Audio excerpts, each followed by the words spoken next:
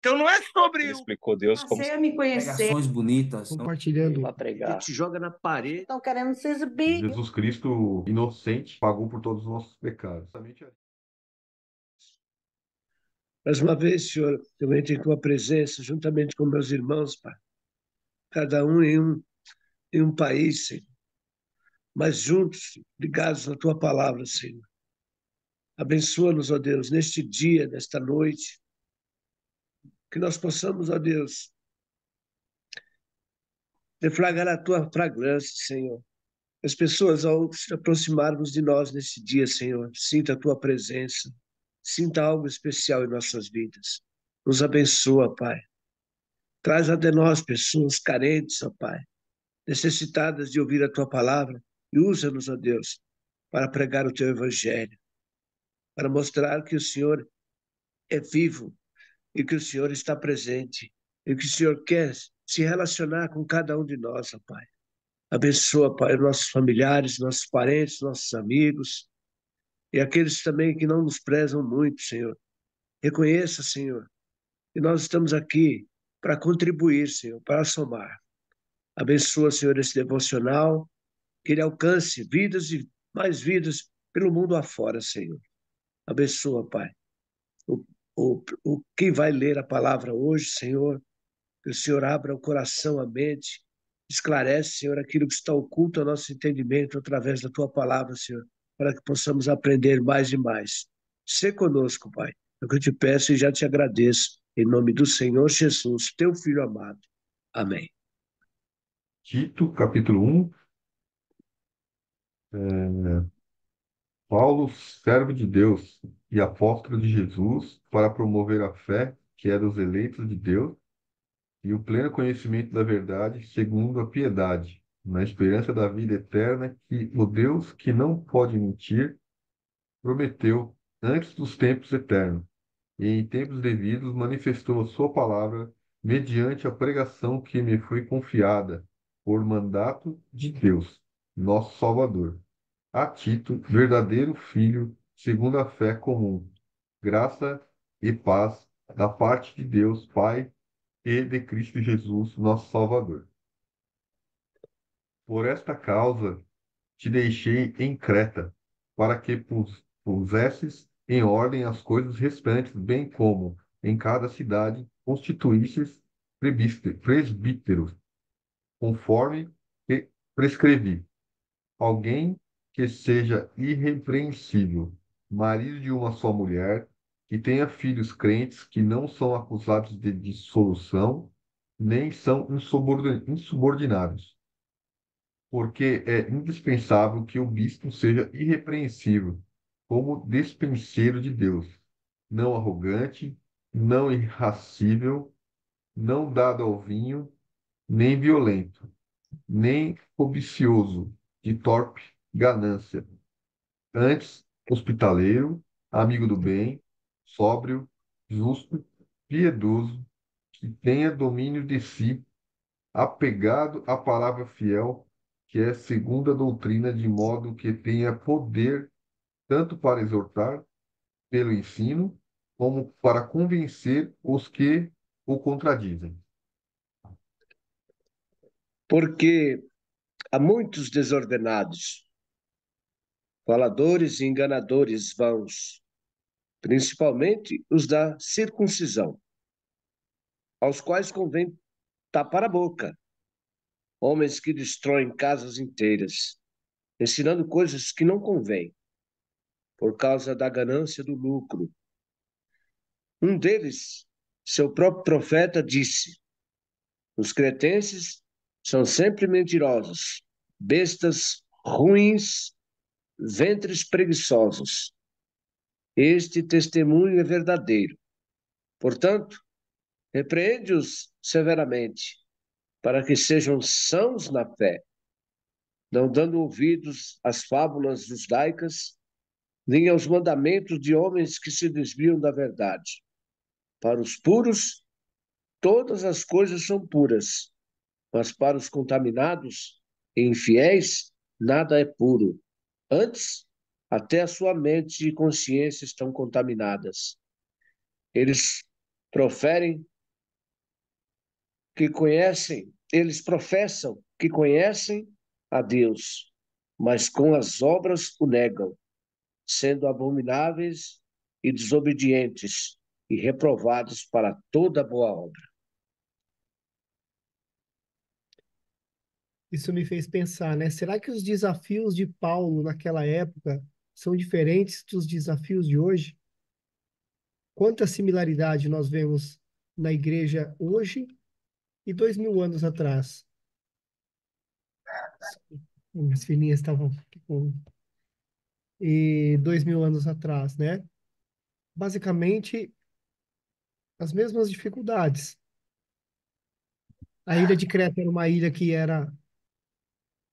tinha pessoas com crenças distintas, né? Na verdade, eles tinham basicamente ali, eles criam muito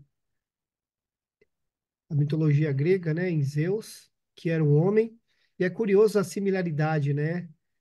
Com eles talvez tenham feito uma associação de Jesus com Zeus, porque Jesus era um homem. Só que diferente, Deus se fez homem para nos salvar. E eles tinham uma crença de que Zeus se tornou Deus, sendo o homem que era. E todas essas questões confundiam a cabeça dos cristãos. Então, a igreja de a igreja de da ilha de Creta era uma igreja com recém-convertidos, com vários problemas, né? Com as pessoas sendo desviadas dos ensinamentos e alguns judeus ali querendo se aproveitar do povo, tentando incutir neles uma filosofia de baseada em regras humanas, como a questão da circuncisão, por exemplo, e tentando se aproveitar da tentando se aproveitar dos cristãos e alguns inclusive para se beneficiar financeiramente. E inclusive a gente viu isso, né, na carta que Paulo escreveu a Timóteo. Então, ah, Paulo vem dizer aqui no começo do capítulo que ele foi enviado para fortalecer a fé daqueles que Deus escolheu e para ensinar-lhes a verdade que mostra como viver uma vida de devoção. Essa verdade lhes dá a esperança da vida eterna que Deus, aquele que não mente, prometeu antes dos tempos eternos. Então, aqui, Paulo vem reforçar que é a verdade que vai libertar, a verdade do Evangelho, que as boas novas que ele vinha trazer de um Deus vivo. E essa é a primeira coisa que a gente precisa ter em mente. O Deus que eles cultivavam na época era um Deus morto. Zeus nasceu e morreu na ilha de Creta. Tem um túmulo dele. Já o nosso Deus é um Deus vivo. Jesus Cristo ressuscitou. E essa é uma diferença fundamental para dizer para todo o povo que, que aquelas crenças que eles tinham são totalmente diferentes dos valores e das, da crença que Paulo vinha trazendo com as boas novas do Evangelho. Nosso Deus é um Deus eterno,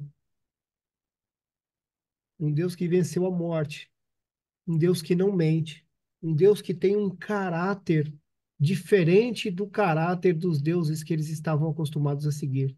Deuses que corrompiam a verdade, deuses que enganavam humanos, que se aproveitavam de situações, como ele cita aí, se aproveitavam das mulheres. Como pode um povo de Deus, o povo de uma nação, expressa os valores daquela nação, os valores daquele rei, os valores daquela cultura? Nós somos povo de Deus e nós precisamos expressar o verdadeiro caráter de Deus, o verdadeiro caráter demonstrado por Jesus Cristo através da sua passagem pela terra. Isso foi exatamente o que ele veio fazer por nós. não só nos mostrar o verdadeiro caráter de Deus, a sua verdadeira generosidade, o seu amor por nós, mas também trazer uma demonstração empírica do que é viver os valores de Deus, viver as leis de Deus, viver com um caráter íntegro, sem se corromper pela mentira, pelo orgulho e por essas pregações de falsos profetas ou de deuses falsos, né? Nós sabemos que só existe um Deus e que esse Deus é o Deus que nós servimos, que não mente, que é vivo e que é justo, honesto e generoso em sua misericórdia.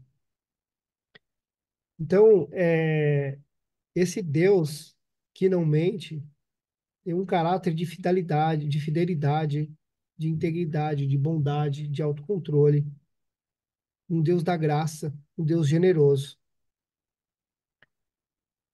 E nós temos a responsabilidade de levar esse caráter adiante. O que acontecia na ilha de Creta é que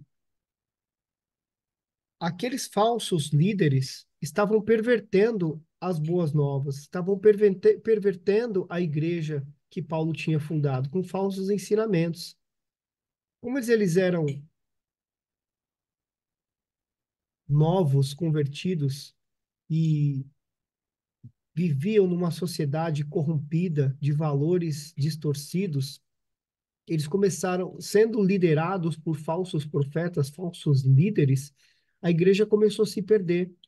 Isso começou a manchar, inclusive, o nome da igreja, começou a manchar os seguidores de Cristo.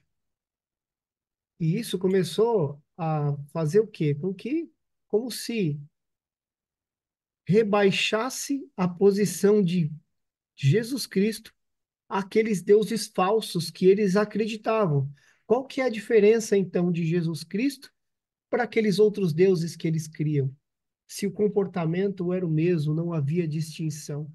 Se eles continuavam ali pecando, se envolvendo em intrigas, em imoralidade, em mentiras, né? O povo da ilha de Creta era considerado mercenário, mentiroso, tinha todo tipo de adjetivo ruim, que é diferente dos adjetivos que nós, como os cristãos, devemos ter. Por isso que é muito importante que nós sejamos verdadeiros, que nós sejamos honestos, que nós não façamos o pacto com o inimigo, porque nós aprendemos que quando a gente mente, a gente pede ajuda ao diabo. Ele nos empresta a sua ideia, o seu jeito de ser, a sua maneira de agir, para que nós hajamos, para defender ali o nosso orgulho, para defender a nossa posição.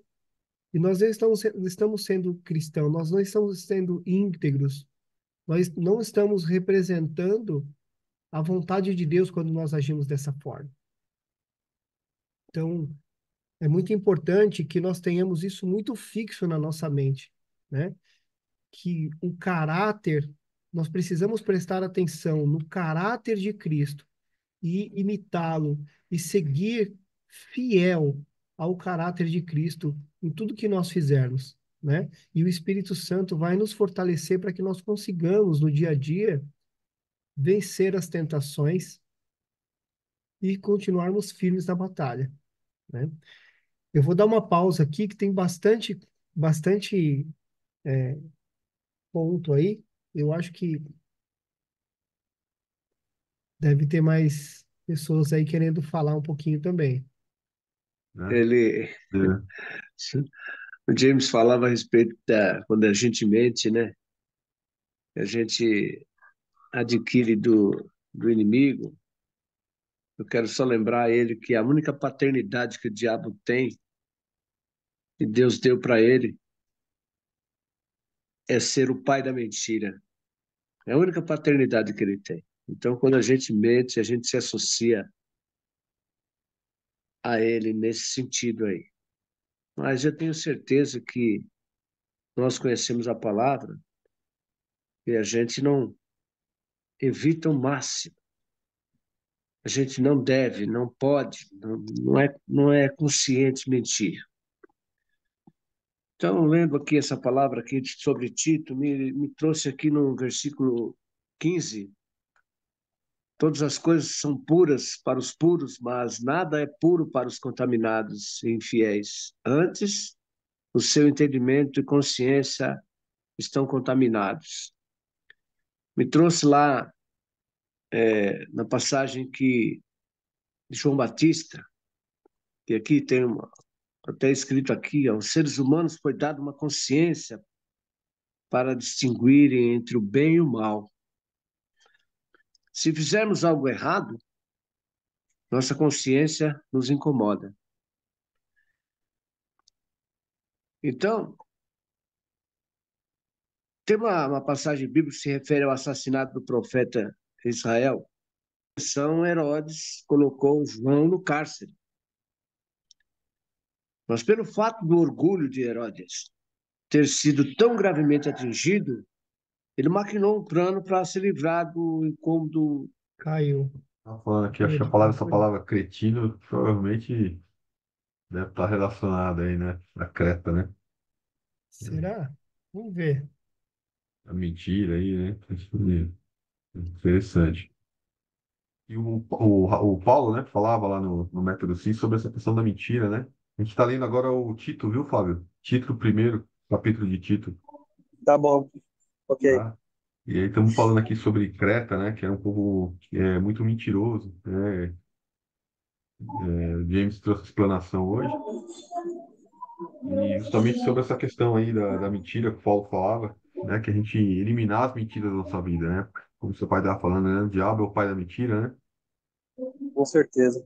O Paulo ainda citou, né, para a gente eliminar as mentiras da sua vida, né, tirar, né, limpar, porque realmente essas mentiras são brechas que a gente vai dando pro inimigo ficar entrando na nossa vida, né? Então, a gente cada vez mais limpar. E aqui no livro de Tito, é, a carta de Tito falava justamente sobre isso, né? Sobre a transformação do povo ali local, né? Da verdade, né? De trazer a verdade, trazer a humildade, trazer os princípios cristãos ali, né? E não deveria ser realmente fácil você fazer uma transformação ali. Porque você imagina, porque não era só acreditar num Deus, né? Zeus. Mas provavelmente existia o temor também, né? Você ir contra um Deus, né? É uma quebra de paradigma muito grande, né? E outra coisa que eu achei muito engraçado é existir como assim na época, né? Você existia um Deus, você acreditava num Deus que o Deus era mal, né? Que o Deus não era um Deus bom, né? Porque a gente nunca cresceu com a ideia de Deus ruim, né? A gente sempre cresceu, pelo menos eu sempre cresci achando que Deus, que Jesus, sempre bom. Tem gente que sim, tem o temor a Deus, que acha que Deus vai ser mal, né? E, bom, enfim, acho que quando você talvez seja desobediente, né, e voltado ao crime, acho que você pode sofrer a ira de Deus, mas não porque ele é mau, né, mas porque ele quer te corrigir, ele quer te edificar, né, de certa forma. Pra você acreditar que tem um Deus, que seu Deus é mau, né, que o seu Deus ele é mentiroso, que o seu Deus é corrupto, deve ser muito conflitante, né? Muito difícil você viver com um Deus assim, né? Deve ser muito naquela época como seria, né, essa tormenta na cabeça deles ali.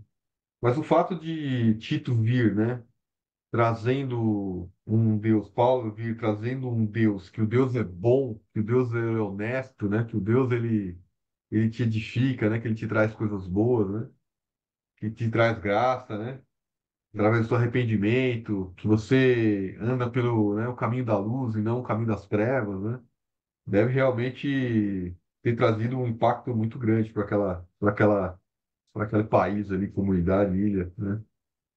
É, exatamente. E como estavam se perdendo, né? A igreja cristã, os cristãos estavam se perdendo por conta desses falsos líderes que se aproveitavam, eles usavam a igreja para enriquecer e eles distorciam a palavra, né?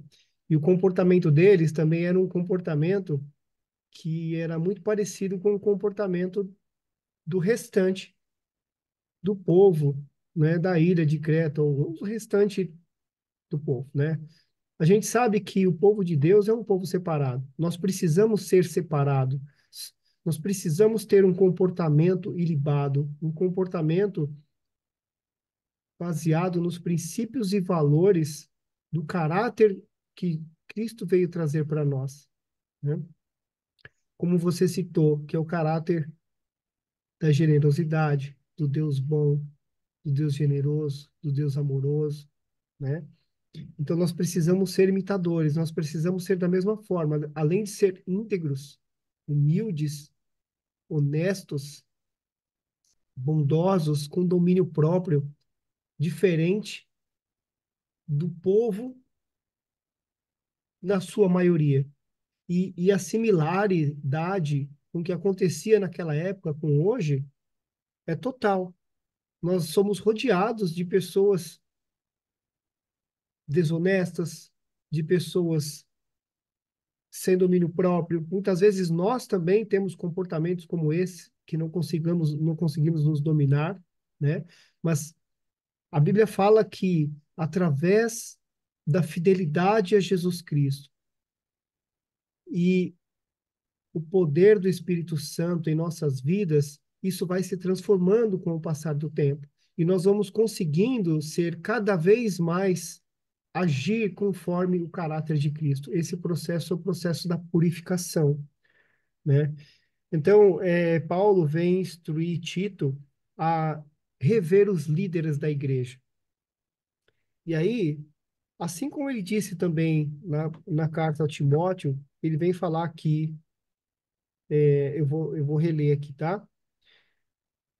Deixei-o, no versículo 5, deixei-o na ilha de Creta para que você completasse o trabalho e nomeasse presbíteros em cada cidade, conforme eu instruí. O presbítero deve ter uma vida irrepreensível, deve ser marido de uma só mulher, e seus filhos devem partilhar sua fé e não ter fama de devassos nem rebeldes. O bispo administra a casa de Deus, portanto, deve ter uma vida irrepreensível. Não pode ser arrogante nem briguento. Não deve beber vinho em excesso, nem ser violento, nem buscar lucro desonesto. Em vez disso, deve ser hospitaleiro e amar o bem. Deve viver sabiamente, ser justo e ter uma vida de devoção e disciplina. Deve ser plenamente convicto da mensagem, fiel que lhe foi ensinada, de modo que possa encorajar outros com um verdadeiro ensino e mostrar ao que se opõe onde estão errados. Ou seja, isso aqui nos traz uma maneira de agir que não só os presbíteros, como Paulo cita aqui, mas como todo cristão deve se comportar. Porque através do nosso comportamento é que outros que não são cristãos vão enxergar Jesus, vão enxergar o nosso Deus. Se nós tivermos uma vida, se nós levarmos uma vida hipócrita, qual é a imagem que nós vamos passar? Então, é muito importante que o nosso caráter, o nosso comportamento seja exemplo e que nós consigamos viver neste mundo com felicidade, externando os frutos do Espírito, né? Caridade, alegria, paz, paciência, bondade, longanimidade, benignidade, mansidão, fidelidade, modéstia, continência, castidade, mas convivendo no meio desse, dessa turma que ainda não conseguiram descobrir esses valores, porque através da nossa vida nós podemos pregar o evangelho. porque a gente deve pregar o evangelho não só com palavras, mas com o estilo de vida, com o nosso exemplo, para que as pessoas olhem para nós e falem: nossa, aquele homem, aquela mulher é um homem e uma mulher de caráter. Eu, eu admiro, eu respeito, eu gostaria de ser como eles. Escuta, como você faz para ser assim? E aí é onde a gente tem abertura para poder falar de Deus. Olha, se fosse por mim mesmo, eu não conseguiria ser assim, porque eu não tenho forças para viver dessa maneira num mundo tão corrompido, tão diferente das nossas crenças, da nossa realidade, dos nossos valores. Mas eu conheci Jesus. E ele me mudou, ele me transformou, ele muda o meu coração todos os dias. E vem dele a força do Espírito Santo para que eu consiga me manter reto nesse caminho. Então, é através do nosso comportamento, da nossa fidelidade, nosso amor por Cristo, que a gente vai conseguir caminhar nessa direção e ser exemplos e, e, e levar o evangelho para outras pessoas além das palavras. Então, Nós precisamos estar sempre prestando atenção na beleza interior de cada pessoa, né? Porque a beleza externa, ela é transitória, como se fosse uma matéria, passa depressa. E as pessoas não se dão conta disso. Então nós temos que procurar sondar a beleza interior das pessoas com quem convivamos, com quem nós convivemos. Porque, só um exemplo, né? As flores belíssimas, apesar de bonitas, duram poucas horas. Mas se você analisar as pedras rudes, as pedras são feias, mas duram milênios realizando suas tarefas. Então, nós, irmãos, nós temos que se firmar no que dura, que é o espírito imortal, nosso, verdadeiro eu, e não no que cedo desaparece. Nós temos que nos firmar naquilo que é verdadeiro.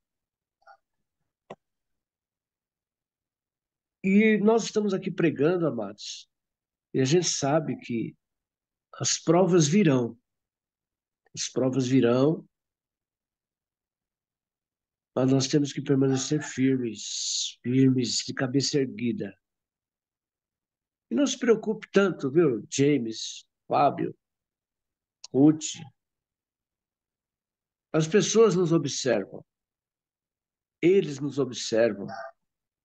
Eles estão vendo que houve mudança no nosso comportamento, no nosso interior, na nossa maneira de ser. Nós estamos aqui simplesmente lembrando a todos que nós precisamos continuar nessa direção, continuar nessa firmeza, nessa posição, para continuarmos a mostrar a eles que para tudo tem jeito, porque Deus nos deu uma consciência, e essa consciência ela tem que ser, em algum momento da vida do ser humano, tem que ser atingida, de forma a haver uma mudança radical, como houve em nossas vidas.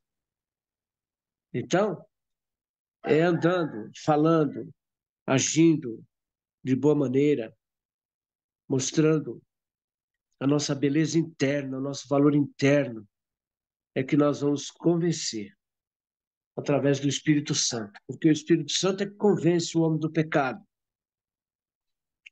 Mas nós, tendo o Espírito dentro de nós vamos convencer as pessoas a mudar a sua maneira de viver, de se afastar do pecado porque o pecado é o que leva à morte. Eu estava falando aqui, de repente a internet caiu, eu não pude terminar o raciocínio.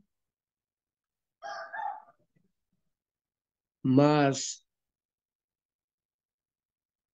eu falava sobre a imoralidade que cometeu Herodes quando mandou executar João Batista. Estava lendo um livro aqui que fala justamente sobre esta pregação de Tito, da consciência culpada. É impressionante. Um incrédulo, de repente, acha possível a ressurreição. Quando ele viu que tinha pecado, que tinha mandado matar, eliminar João Batista, e ele viu Jesus pregando, ele imediatamente falou: Este é João, que mandei degolar, ressuscitou dentre os mortos. Ele era um incrédulo. De repente, acha possível a ressurreição. Isso torna claro o que é uma consciência culpada. Pode fazer, tirar a paz do rei por causa de um ato horrendo. Quantos mais sofrem devido ao peso da consciência? No entanto, Deus tem o poder de limpar a consciência de todos os que confessam sua culpa. E eles se apropriam da fé da obra expiatória de Cristo. Tendo, pois, irmãos, ousadia para entrar no santuário pelo sangue de Jesus, cheguemos-nos com verdadeiro coração e inteira certeza de fé, tendo os corações purificados na má consciência. Então, o que eu quero mostrar aqui, irmãos, é que todos têm a oportunidade de se arrepender, porque todos têm consciência. E se a pessoa se arrepender de coração, sentir no coração que errou, que pecou, que fez o mal, ela é alcançada. Deus perdoa. Deus perdoa e a pessoa nasce novamente para Deus. E ela passa a viver uma vida com certeza, de ver um futuro, de ver a eternidade. Todos têm essa oportunidade, todos têm. E Deus quer que todos cheguem a essa consciência. Então, quando ele fala aqui, ó, no versículo 15, todas as coisas são puras para os puros, mas nada é puro para os contaminados e infiéis. Antes, o seu conhecimento, o seu entendimento e consciência estão contaminados. Todos neste mundo que não conhecem a Jesus estão contaminados, mas eles têm a oportunidade, irmãos. Eles têm, todos têm. Deus quer que todos cheguem ao conhecimento da verdade. É por isso que nós estamos aqui falando nesse devocional, para chegar àqueles que ainda não conhecem e se arrepender. Porque uma hora, irmãos, uma hora a pessoa vai se sentir na pele. Tem uma palavra que diz que aquele que não vem por amor, vem pela dor. Muitas vezes as pessoas precisam sofrer para sentir, e precisa mudar o seu caráter, o seu interior, a sua maneira de agir. E isso Tito revela aqui. Quando a gente volta lá em Lucas 15 tem a parte do filho prodígio. Acho que muitos conhecem essa história, né? Do filho que pediu metade da herança e foi embora, né? E deixou o outro filho. E esse filho que foi embora gastou toda a herança, né?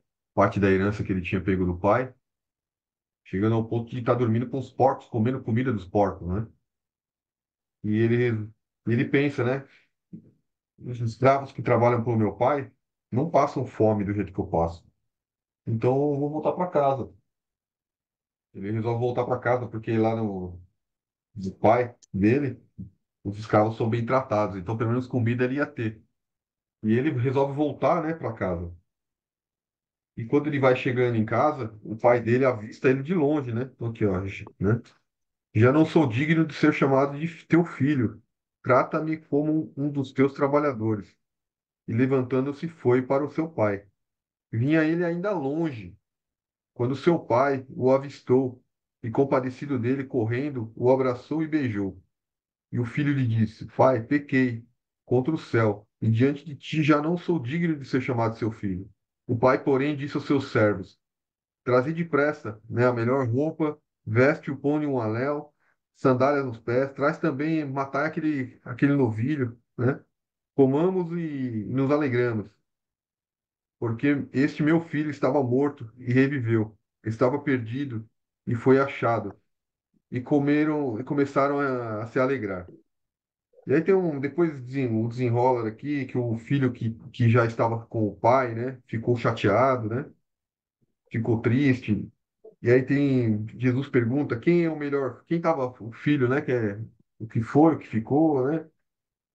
Mas essa história toda aqui, dessa parábola, os- o, o principal aqui não são os filhos. Não é nem o filho que ficou, nem o filho que partiu. O principal aqui é o que seu pai falou, é o que seu Mário falou. É o pai. É o pai que ficou. Porque o pai, ele sempre está de braços abertos esperando.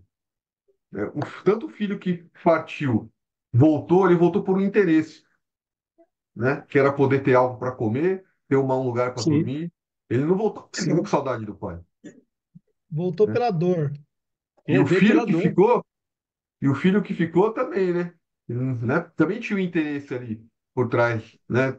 Ele não ficou porque ele amava o pai dele simplesmente, ele ficou porque ele tinha uma herança, né? Ele tinha terra, ele tinha um lugar para ficar, né? Então Então ele se achava bom, né? era bom estar ali, né? Então tinha a vaidade também, né? Tinha o olhar para si próprio, né? Mas o pai sempre teve de braços abertos. Desses filhos, tanto o que partiu, tanto o que ficou, somos nós, né? Nós somos os egoístas, nós somos os que às vezes procuramos Deus pela dor, procuramos Deus porque tem algo para ganhar, né? Quantos cristãos às vezes se aproximam e falam assim: "Oh, nossa, como o cristão eu posso enriquecer, né? Eu posso ter uma vida melhor, eu posso ter isso, eu posso ter aquilo". Então assim, a gente olha mais o que eu posso ter, né, do que Deus é para a gente. Então esse é geralmente o primeiro fator de fazer com que a gente se aproxime de Deus. Então isso é ruim? Não, isso não é ruim, porque até o pai se alegra, né? Mesmo o pai sabendo que o filho tinha voltado, porque ele estava com dor, porque o filho estava procurando a casa grande, porque o filho estava procurando é, é, prosperidade, né? Porque o filho estava buscando algo egoísta, mas o pai se alegra, porque agora o filho veio, ele estava morto, mas agora ele vai viver. Agora ele vai tomar da água viva, agora ele vai entender. Agora ele vai entender Então, quem é o pai. E ao longo do processo, ele vai entender. Aí agora ele entrou na jornada. Agora ele entrou na jornada. Agora ele vai viver a transformação. Então o pai se alegra, né? Então o pai se alegra. Até Herodes, né? Como o senhor colocou, né, senhor Mário? Foi lá e cortou a cabeça de João Batista, né? Deus é, também estava de braços abertos para receber até Herodes, até tantas outras pessoas. E Deus exatamente. está sempre de porta. E feliz, porque agora meu filho chegou, agora ele viveu, agora ele acordou. Né? É. Então, essa passagem aqui me chamou muita atenção. A gente discutiu essa passagem no final de semana. Eu achei muito interessante, porque essa parábola não é sobre os filhos, é sobre o pai. É sobre o pai. Né? E calhou muito a ver com o que o senhor falou aí, sobre essa questão de Herodes aí, né? Então, por isso E, que em Provérbios capítulo 3 versículo 4, 5 diz assim, ó, confia no Senhor de todo o teu coração e não te estribes no teu próprio entendimento, né? Reconhece-o em todos os teus caminhos e ele endireitará as tuas veredas. Quer dizer, se você reconhecer Deus, se você reconhecer que tudo que está em volta de você, que tudo que Deus colocou nas suas mãos, foi Ele que proporcionou para você, é Ele que proporciona.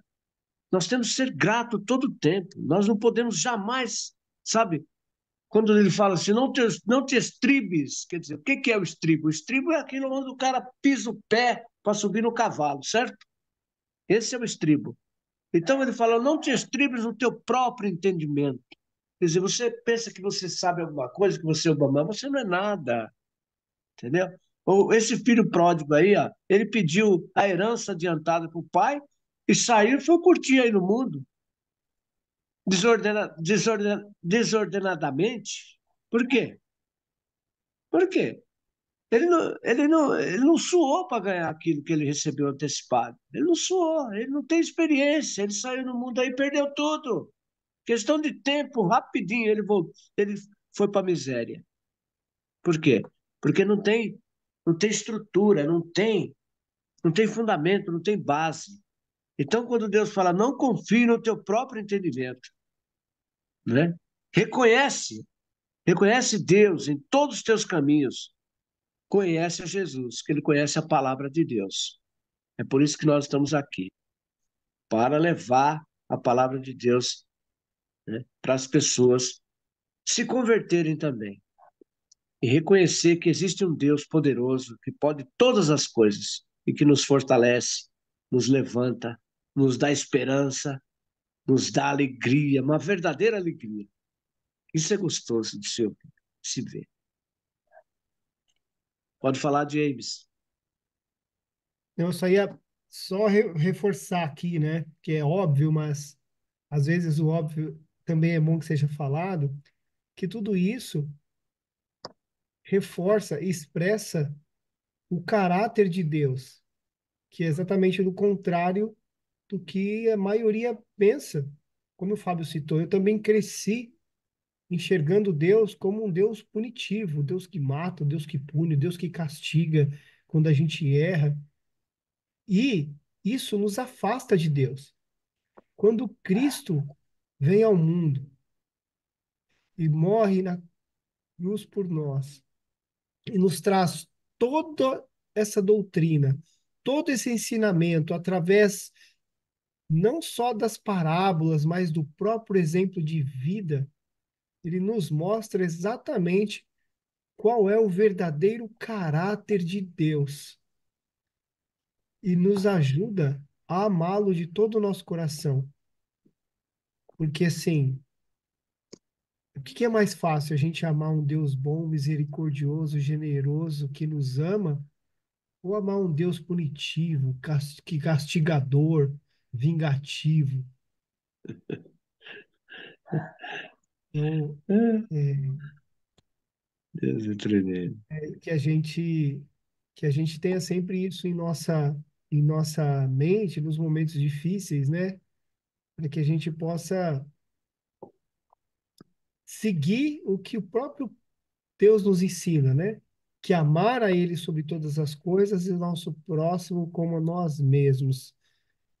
E através desses ensinamentos nós sejamos exemplos para os nossos irmãos, para viver uma vida íntegra e digna de uma vida eterna ao lado do nosso Pai, né? Então, acho que a gente encerra aqui e só tinha anotado Você, aqui, já foi falado, né, com relação à questão do versículo 15 aqui, me chamou bastante atenção também. Eu vou ler a minha versão.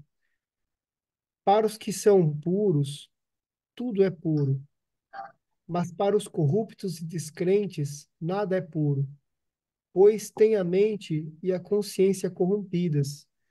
Isso aqui me lembra uma, um devocional que a gente comentou aqui sobre a questão da criança, né? Para os que são puros, tudo é puro, mas para os corruptos e descrentes, nada é puro, pois eles têm a mente e a consciência corrompidas.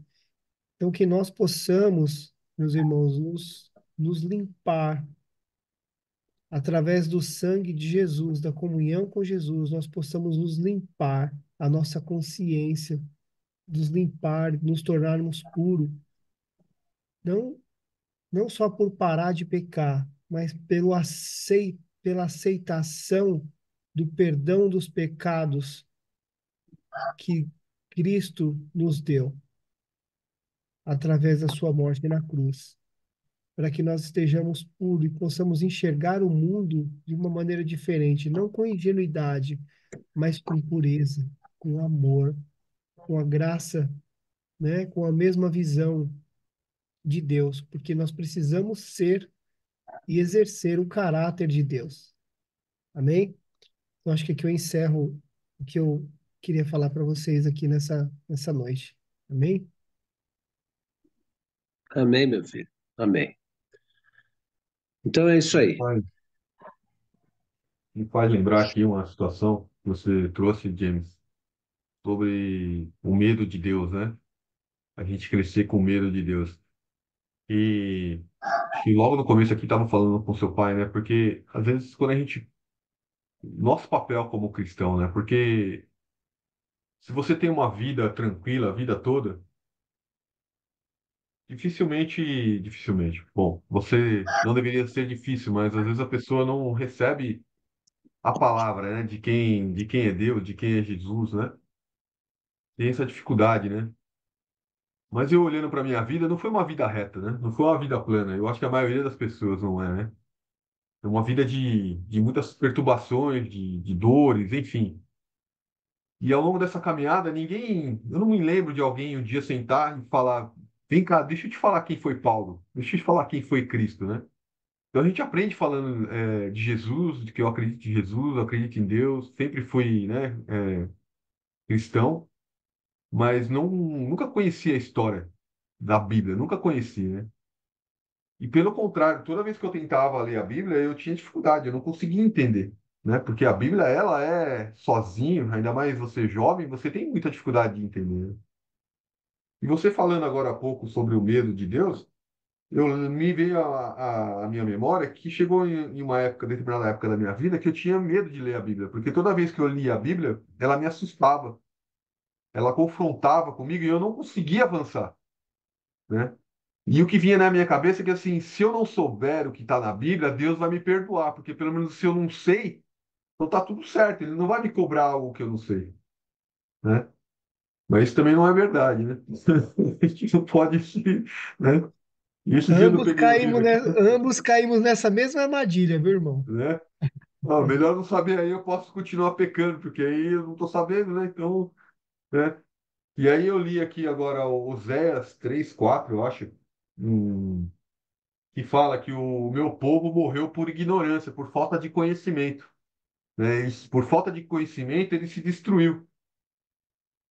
Então, depois eu pego aqui a passagem direitinho, mas eu comprei, ganhei um livro ali, e na contracapa do livro vinha justamente esse versículo, que era Oséias, acho que 3:4, alguma coisa assim, falando que o meu povo se destruiu por falta de conhecimento, né? Então a ignorância não nos livra, né, da cobrança, né, que Deus tem sobre nós, né? Mas, por outro lado, esse mergulho na Bíblia, esse entendimento da Bíblia, traz revelações que muitas vezes a gente fica buscando no mundo respostas que a gente não encontra. Respostas de como ter autocontrole, respostas de como criar um filho, resposta de como se portar em determinadas situações, né? Resposta do que é a mentira, resposta do que é humildade, né? Resposta do que é você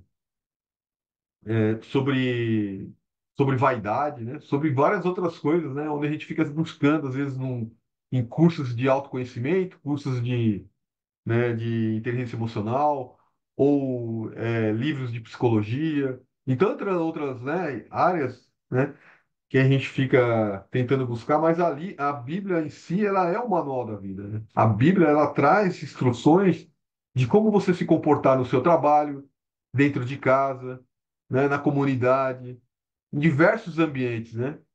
Com você mesmo, né? Com a sua relação com o dinheiro, a sua relação, né, com as pessoas, né? A sua relação com o seu próprio orgulho, né? Com a sua vaidade. Então, ela é um livro que transforma realmente a gente de dentro para fora, né? Ela não vai só fazer a transformação no fruto, não é uma aparência, mas é na raiz, né? Ela transforma na raiz, ela corta raízes ruins, né? Mantém, fortifica, né? Fortalece raízes boas. E isso vai resplandecendo lá nos frutos, né? E além dos frutos, são as sementes que a gente vai deixando nos nossos filhos, nos nossos amigos, dentro de casa, na comunidade, né? Como lindo é a coragem de confrontar esse medo que a gente tem de estudar isso aqui, ó, né? O medo de entender que Deus não é perverso, né? Que Deus não é mau, né? Que Deus, ele é sim acolhedor, que ele vai ensinar, ele vai trazer a prosperidade que você quer, mas ela é muito maior que isso, né? Ela é eterna, né? A água que não... É a água da vida, né? É a água da vida, né? Ontem eu estava caminhando com a minha filha, ela falou assim, pai, o que é aquela coisa verdinha ali que tem no asfalto ali? Eu falei, "Ah, filha, aquilo ali é a água, né? É aquela água que vai soltando e vai caindo ali durante a noite no asfalto ali, você vê, vai gerando vida. A água é a fonte da vida. Mas a água que Deus tem trazido para a gente, ela é muito mais forte, muito melhor que essa daí, porque a água que Deus traz para a gente é eterna, né? Essa daí é só uma amostra, né? Só uma amostra. Amém. Glória a Deus. É isso mesmo, cara. É aquilo que eu falei um dia desse para vocês aí, que a sabedoria serve de sombra, como de sombra serve o dinheiro, né? Mas a excelência da sabedoria é que dá vida ao seu possuidor. Então nós temos que temer a Deus por isso, né? Não é porque Deus é Deus. Não, não, é porque Ele tem o melhor para nós. Ele tem o melhor, Ele sabe o que é que nós precisamos. Quando nós oramos, Ele sabe se deve dar na hora, se deve dar depois. Ele tem o tempo certo de todas as coisas para nós. Então a gente tem que se ligar. Isso aí. E, então tudo encerra aqui, ó. De tudo o que se tem ouvido, o fim é: teme a Deus e guarde os seus mandamentos, porque este é o dever de todo homem. É ou não é? Você se torna um homem melhor quando você conhece a palavra, você se torna um marido melhor, você se torna um amigo melhor, você se torna um homem diferenciado. Isso é muito gostoso. A sua esposa se torna melhor para você, para os seus filhos. Tudo se encaixa quando você serve a Deus. Isso é que é importante. É por isso que nós precisamos passar esse amor que Deus colocou no nosso coração para as outras pessoas aí no mundo, para que elas também elas, elas possam aproveitar o melhor, né? O melhor de Deus. Amém, Você vê como é amados? interessante, né? Você falou, né? Você se torna um marido melhor para sua esposa, um pai melhor para os seus filhos, um amigo melhor para os seus amigos, um cidadão Sim, melhor para a sociedade. E qual que é o sim. resultado disso? A Benefício sua para todos. vida. A É, sua vida, por consequência, acaba sendo muito melhor. E Deus é claro. maravilhoso. É muito bom. Amém. Vamos É, encerrar? Tá? Pode trazer amanhã, seu Mário, para a gente, então. Tá bom. Tá Tudo bom? bem. Então tá Tudo bom. bem. Quer fazer oração Então, para a ora gente aí, hoje, Fábio. Tavares? Quem ora encerrando aí para nós? Vou fazer oração então para a gente aqui. vai lá, Fabio. Pai amado, Senhor Jesus Cristo, bendito seja o vosso nome, Senhor. Obrigado, Senhor, pela essa manhã maravilhosa, Senhor. Obrigado por esse derramar, por essa luz que o Senhor tem trazido cada vez mais intensa nos nossos corações, Senhor. Obrigado pelas revelações, pela verdade, Senhor. Obrigado, Pai, por mostrar, Pai, para mostrar para a gente, Pai, quão confortável é o seu colo, Pai, quão confortável é, Pai, estar ao seu lado, Pai, quão confortável é, Pai, ter Ti, Pai, dentro de nós, Senhor. O Espírito Santo presente, Pai, em nossos corações, em nossa vida, Senhor, iluminando, Senhor, iluminando o nosso lar, iluminando, Pai, todo por onde nós passamos, Pai, iluminando, Senhor, tocando e transformando, Pai, cada vez mais, Senhor. Obrigado, Pai, pelas revelações. Obrigado pela palavra de hoje, Senhor.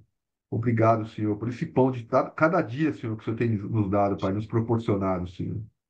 Obrigado, Pai, pela chegada de novos irmãos que estão aqui conosco, Senhor, cada vez mais se aproximando de Ti, Senhor. E a todo momento, Pai, o Senhor nos mostrando, Pai, qual é o caminho, Senhor. Pai, peço a Ti, Pai, que o Senhor ilumine, Pai, e abençoe, Pai, o casamento do nosso irmão Lucas com a Nathalie, Senhor, com a sua noiva, que isso acontece hoje, Senhor. Que o Senhor traga prosperidade para a vida deles, Senhor. Que o Senhor traga bênçãos na vida deles, Senhor. Muita graça, Senhor.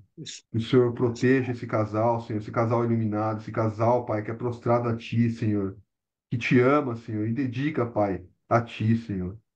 E o Senhor proteja, Pai, e gere muitos frutos, Pai, na vida dele. Muitos filhos, Pai. Que tenha muita prosperidade, muita virtuosidade, Senhor. Muitos talentos, Pai, nessa família, Senhor. Muitos dons, Senhor Jesus. Que o Senhor proteja sobre o seu manto sagrado, Senhor. E cubra, Pai, sobre o seu manto, Pai. Cubra com muita proteção, Senhor. Cubra com muita virtuosidade a vida deles, meu Pai. Obrigado, Senhor Jesus Cristo. Que o Senhor visite a casa de cada irmão, Senhor, que pôde estar aqui hoje não, ou não, Senhor. Que o Senhor visite a casa de cada um, Pai, e dê a dose necessária, Pai, para o dia de hoje, Senhor. Amém.